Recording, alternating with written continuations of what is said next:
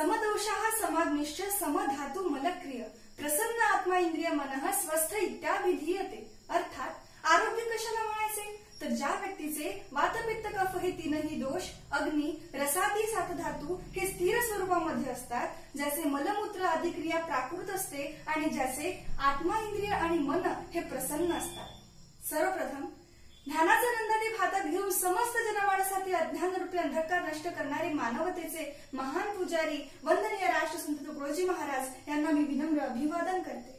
नमस्कार, मी कुमारी शरयू ज्ञानेश्वर घाटोळ BA-MS द्वितीय वर्षाची विद्यार्थिनी आज या वक्तृत्व स्पर्धेमध्ये विषयाला हात घालते ग्राम आरोग्य एक दृष्टिक्षेप। आपल्या प्राचीन आयुर्वेद शास्त्रामध्ये जर आपण बघितलं त्याचं प्रयोजन जर आपण बघितलं तर आपल्या लक्षात येईल ते स्वस्थस्य स्वास्थ्य लक्षणम आतुरस्य रोग प्रशमनम च असं आहे।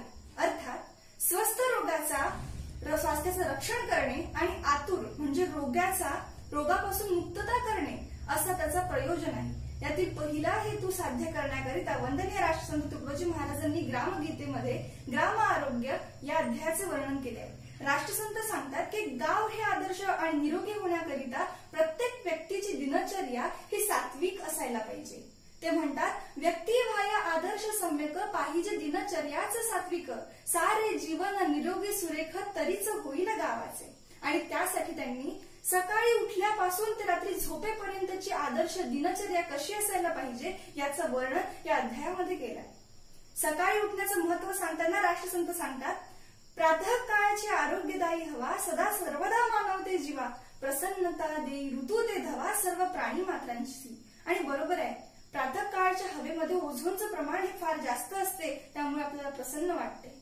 व्यायामाविषयीचे महत्व सांगताना ते म्हणतात व्यायामे वाढे प्रतिकार शक्ती स्वावलंबनाची प्रवृत्ती व्यायामे अंगी वाढे स्फूर्ती कार्य करण्याची। म्हणून प्रत्येक व्यक्तीने रोज व्यायाम करायलाच पाहिजे, कारण त्यामुळे शरीर हे सुदृढ होते आणि आपली रोगप्रतिकारक शक्ती ही वाढते। दुसरा मुद्दा आहे स्वच्छता। आज आपल्या भारतीयांसाठी अत्यंत खेदाची बाब आहे की आपल्या देशाचे पंतप्रधान माननीय नरेंद्रजी मोदी यांना स्वतः हातात झाडू घेऊन आज आपल्या देशवासियांना स्वच्छतेचे महत्व पटवून द्यावं लागत आहे, परंतु राष्ट्रसंतांनी हे कितीतरी वर्षांच्या अगोदरच सांगून ठेवलेले आहे।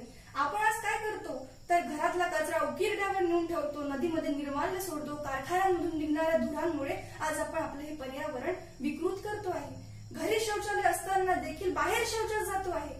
या वाईट सवयीमुळे आपण रोगराईला आमंत्रित करतो आहे। राष्ट्रसंत म्हणतात चहू बाजूंनी गेली घाण त्यात जंतू झाले निर्माण त्यातून रोगाच्या साथी भिन्न भिन्न वाढ घेती। आपल्या भारतीयांना एक फार वाईट सवय आहे, ते म्हणजे रस्त्यावर कुठेही थुंकीच्या पिचकाऱ्या मारणे।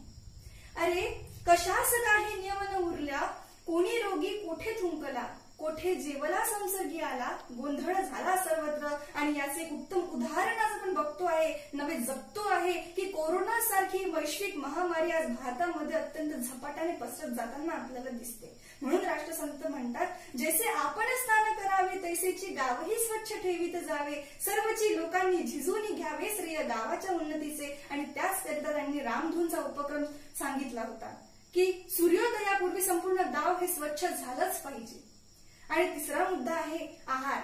आयुर्वेद शास्त्रामध्ये आहार विधी विधान या विषयाच्या अंतर्गत आदर्श आहार कसा असायला पाहिजे त्याची मात्रा कशी असायला पाहिजे याचे वर्णन केले गेले आहे। राष्ट्रसंतांनी देखील ग्राम आरोग्यामध्ये आहाराचे वर्णन करताना म्हटले आहे शुद्ध सात्विक अन्न घेतले त्यानेच सात्विक विचार प्रवर्तले राजस तामस अन्न सेविले झाले तैसे आचरण।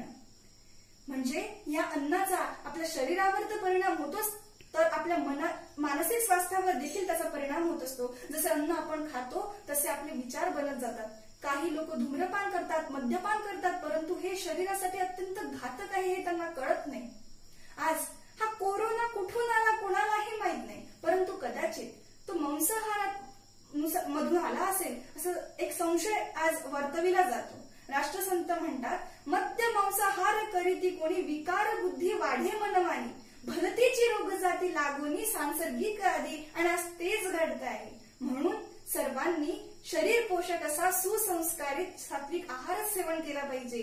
आणि सरतेशेवटी गावाच्या मानसिक आरोग्याकरिता त्यांनी ध्यान करा असा उपदेश केलेला आहे। म्हणून राष्ट्रसंतांचे हे विचार अत्यंत मौल्यवान आहे. प्रत्येकाने ग्रामगीतेतील ग्राम आरोग्य हा अध्याय वाचला पाहिजे आणि त्याला अंमलबजावणी त्याची केली पाहिजे. तर आपल्या गाव हे निरोगी राहण्यास मदत होईल.